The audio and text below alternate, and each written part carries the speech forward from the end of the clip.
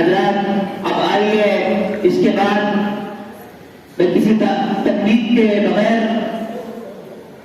دوسرے کتابت کے دوسرے شہ سوار کو آپ کو روبرو کرنا چاہتا ہوں، جو ہم سب کے بڑے، ہم سب کے محترم، ہم سب کے بزرگ جناب حضرت مولانا سلیم احمد صاحب دامت برکاتہ العالیہ معتبر مدرسہ بدر العلوم بابا گنج حضرت والا کو میں اس شعر کے ساتھ بڑے ادب و احترام کے ساتھ دعوت دیتا ہوں کہ امن عالم کا بس اب سامان ہونا چاہیے، امن عالم کا بس اب سامان ہونا چاہیے، سب کا دستور العمل قرآن ہونا چاہیے، ہر گھڑی تجھ کو یہی دل ہر آن ہونا چاہیے، ہر گھڑی تجھ کو یہی دل ہر آن ہونا چاہیے، حق کا جاری ہر جگہ فرمان ہونا چاہیے۔ جناب حضرت والا آپ کے سامنے۔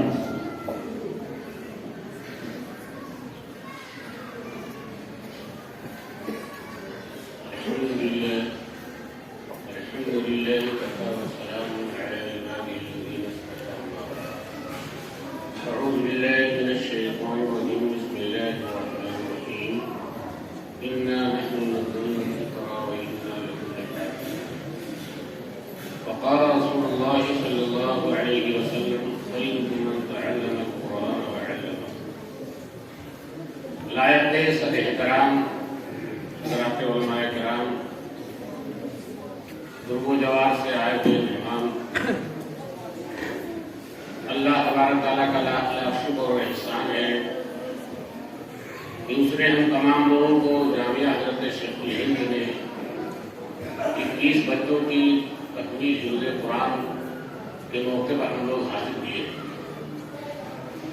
جیسا کہ ابھی عبد الرحمان صاحب نے فرمایا کہ اور ہر جگہ تعلیم بند تھی، مدرسے بند تھے، لیکن بہرحال مولانا اختر صاحب نے اپنی کوشش سے تعلیم کو جاری رکھا، جس کا نتیجہ آپ کے سامنے موجود ہے۔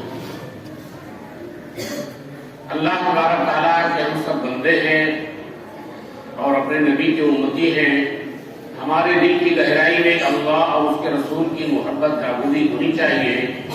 جتنی اللہ تعالیٰ سے محبت ہوگی اور اللہ تبارک تعالیٰ کی محبت ہمارے دل کی گہرائی میں ہوگی، رگ و ریشے میں پیوست ہو چکی ہوگی، اسی اعتبار سے اللہ کے کلام سے محبت بھی ہوگی۔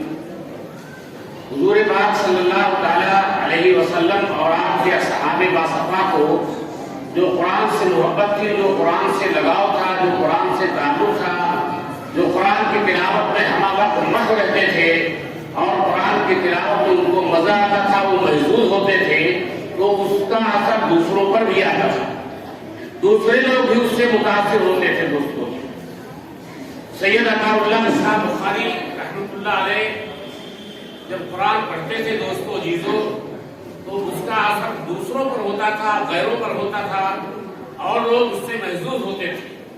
آج دوستوں عزیزوں یہ مدارس عربیہ جو ہے، جن کے ذریعے آپ دیکھ رہے ہیں کتنی بڑی تعداد میں حفاظ کرام کی جماعت موجود ہے اور جن کے لیے بہت سے لوگ آئے ہوئے ہیں، دوستوں عزیزوں یہ اللہ کی بہت بڑی نعمت ہے۔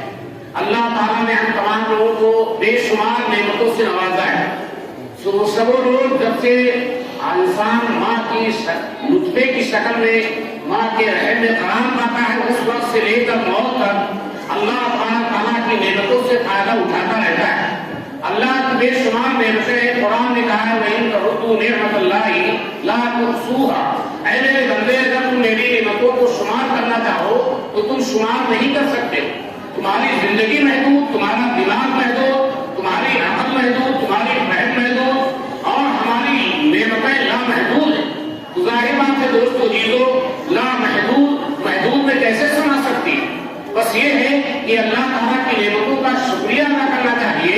انہی نعمتوں میں سب سے بڑی نعمت اس آسمان کے نیچے زمین کے اوپر اللہ تعالیٰ نے جہاں بے شمار نعمتوں سے ہم کو نوازا ہے، وہیں پر اللہ تعالیٰ نے اپنے پیارے حبیب جناب محمد رسول اللہ صلی اللہ علیہ وسلم کے واسطے سے قرآن جیسی عظیم الشان کتاب ہم کو عطا فرمائی۔ یہ ہمارے پاس موجود ہے دوستو عزیزو۔ بہت سے لوگ ایسے ہیں جو قرآن الماریوں میں رکھے رہتے ہیں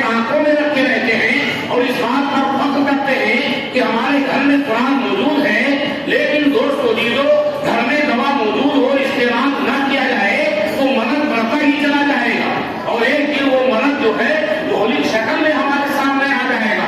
आज कुरान हमारी अलमारियों में ताकों में मौजूद है, हमारी जिंदगी में नहीं है। सहाबा रज़ियल्लाहु ताला अन्हुम की जिंदगी में ये कुरान था, इसलिए सहाबी जा रहे हैं तो आका ने फरमाया ये देखो कुरान जा रहा है। आज कोई ऐसा नहीं है जिसको कह दिया जाए ये कुरान जा रहा है। हमारी जिंदगी में कुरान नहीं है, अलमारियों में ताकों में मौजूद है। सहाबा रज़ियल्लाहु ताला अन्हुम की जिंदगी में कुरान समाया हुआ था। वो जहाँ जाते थे दोस्तों जीलो, कुरान उनकी रहबरी करता था, कुरान उनकी रहनुमाई करता था और कुरान के मुताबिक दोस्तों जीलो वो अपनी जिंदगी गुजार रहे थे। तो जहाँ गए कामयाबी ने उनके कदम चूमा और जहाँ गए दोस्तों जीलो अल्लाह ताला ने उनको कामयाबी की बुलंदी दी। इसलिए दुनिया के वो लोग जो तन के गोरे मन के काले आए थे कुरान को मिटाने के लिए कि कुरान को मिटा देंगे, अल्लाह का शुक्र है कुरान भी बाकी है, कुरान के पढ़ने वाले भी बाकी है और इंशाअल्लाह अज़ीज़ बाकी रहेंगे। मोहम्मद लाहौरी अलैहिर्रहमान ने फरमाया, जो शेखुल तफसीर हैं वो ये कह रहे हैं कि मुशरिकीन मक्का और काफिरीन मक्का और मुआनिदीन मुखालिफीन इस बात पर तुले हुए थे कि हम कुरान को मिटा देंगे और कुरान का मजाक उड़ाते थे। अल्लाह तबारक तआला ने फरमाया कि तुम क्या मजाक उड़ाओगे, तुम क्या मिटाओगे, हम कुरान के नगेबान हैं। जब हम कुरान के नगेबान हैं तो जो कुरान के हामिलीन हैं हम उसके भी नगेबान। अगर कुरान बाकी रहेगा तो कुरान के हामिलीन भी बाकी रहेंगे। यही वजह है दोस्तों जीजो, हुजूर पाक अलैहिस्सलाम ने फरमाया जो कुरान के इल्म रखने वाले हैं उनकी भी इज्जत करो। जिन्होंने उनकी इज्जत की उन्होंने मेरी इज्जत की। और दूसरी हदीस में आका फरमाते हैं कि कुरान का इल्म रखने वाले इस्लाम का झंडा लेने वाले लोग, जिन्होंने उनका इकराम किया उन्होंने मेरा इकराम किया और जिन्होंने उनको हकीम निगाहों से देखा अल्लाह की उन पर लानत।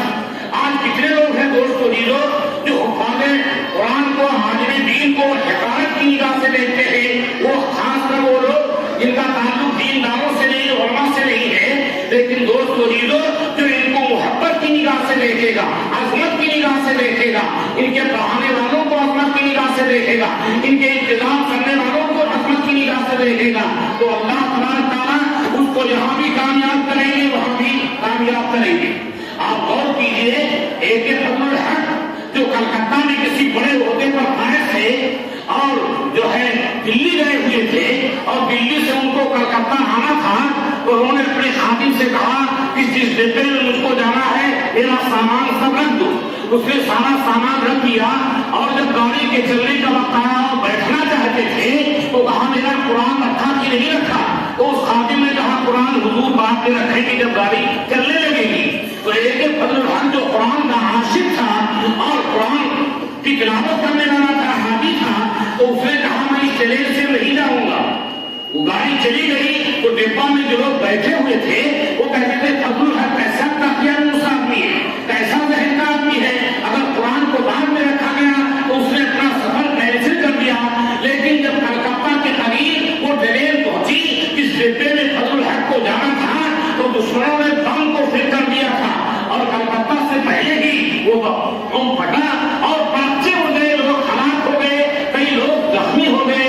तब ये पता चला कि दुश्मनों ने फजलुल हक को मारने के लिए ये सारी साजिश की थी।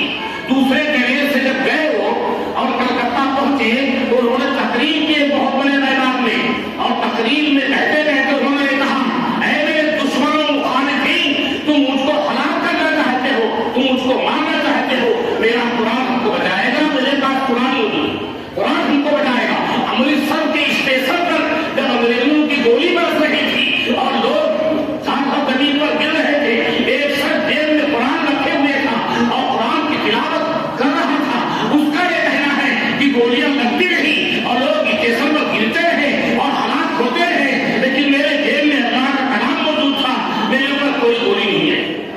आज दोस्तों जीजो, अगर कुरान को सीने से लगाया जाए और कुरान से लौ लगाया जाए तो बहुत आलिम बिल्लाह अहमद लाहौरी के जो कुरान हमारे अंदर आ जाएगा, कुरान पर अमल आ जाएगा, जो हाथ उठेगा वो तोड़ दिया जाएगा, जो पैर उठेगा काट दिया जाएगा और जो आंख उठेगी फोड़ दी जाएगी।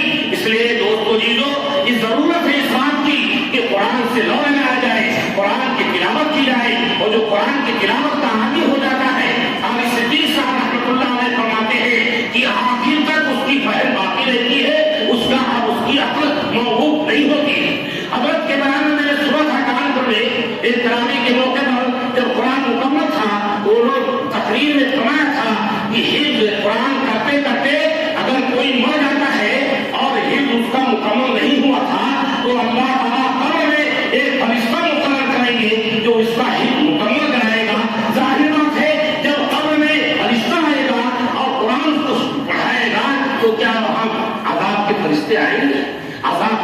سے نہیں آئیں گے. حدیث میں میرے آقا فرماتے ہیں جب حافظ قرآن قبر میں رکھا جاتا ہے اور اس کا وہ عامل بھی ہوتا ہے, اس کے حلال کو حلال سمجھتا ہے, اس کے حرام کو حرام سمجھتا ہے, جب حافظ قرآن قبر میں رکھا جاتا ہے تو ایک دم ایک خوبصورت نمودار ایک نوجوان نمودار ہوتا ہے, وہ لکیرین اور مردے کے درمیان میں حائل ہو جاتا ہے اور ان کو آگے بڑھنے سے روک دیتا ہے. وہ لکیرین کہتے ہیں وہ لکیرین جو زمین کو چیرتے ہوئے آتے ہیں, جن کے آنکھوں سے شرارے پھوٹتے ہیں, ان کے ہاتھ میں ایسا گل ہوتا ہے کہ پوری دنیا مل کر کے اس کو اٹھا نہیں سکتی ہے. وہ لکیرین کے درمیان حائل ہو جاتا ہے. لکیرین پوچھتے ہیں اور مردہ حیران ہوتا ہے کہ یہ کون آ گیا؟ کہا میں قرآن ہوں جو تمہارے سینے میں قرآن. لکیرین کہتے ہیں تم کیسے یہاں آ گئے, تم کو کس نے بھیجا؟